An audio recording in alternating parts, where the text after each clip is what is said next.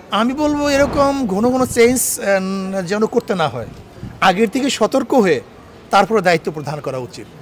যদি বারবার চেঞ্জ করা হয় তাহলে মানুষ কিন্তু অন্তর্বর্তী সরকারের উপরে আস্থা হারিয়ে ফেলবে। দেখেন, এদের কাজকর্ম এখন পর্যন্ত আমরা দেখি নাই।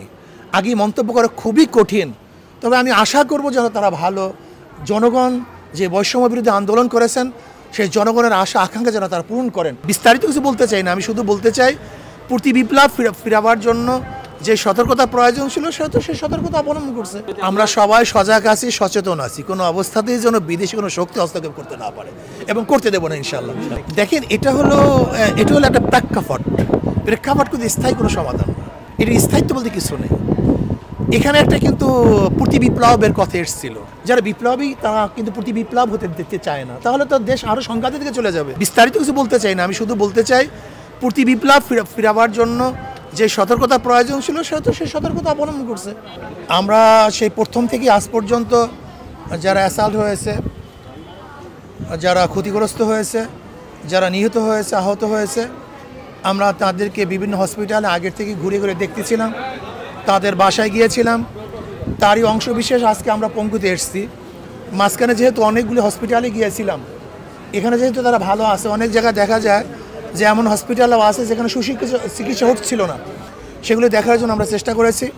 আমি সরকারকে বলবো, অন্তর্বর্তীকালীন সরকারকে বলবো, সর্বোচ্চ গুরুত্ব দেওয়া দরকার রুগীদের ব্যাপারে। সর্বোচ্চ চিকিৎসার ব্যবস্থা করুন, তাদের পাশে থাকেন। যদি বাংলাদেশে চিকিৎসা না থাকে, এরকম কিছু দেখলাম যাদের অবস্থা খুবই খারাপ, যেমন আল কারিমে একজন হসপিটাল আমি দেখলাম হসপিটালে আছে যাদের ঘাড়ের মেরুদণ্ড ভেঙে গেছে, যেটা আমাদের দেশে বাংলাদেশে চিকিৎসা হবে বলে আমার মনে হয় না।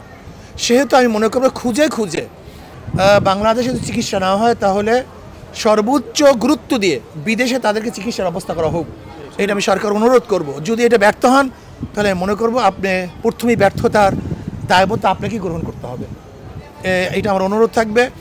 আর যারা নিহত আছে তাদের পরিবার পরিজনকে সরকারকে এস্টাবলিশ করতে হবে, তাদেরকে দেখতে হবে। আর আমি সর্বমহলে ভাইদেরকে বলবো, আসুন আমরা সবাই সম্মিলিতভাবে যারা এই যুদ্ধে, আমি বলি এটা যুদ্ধ, এই যুদ্ধে যারা আহত হয়েছে, নিহত হয়েছে, আমরা তাদের পাশে, তাদের পরিবারের পাশে দাঁড়াবো ইনশাআল্লাহ। ইসলাম যদি চলে আসে, আপনি দেখবেন বস্তির মধ্যে, রোডের মধ্যে, গাছতলাতে কোনো মানুষ ঘুমাতে হবে না।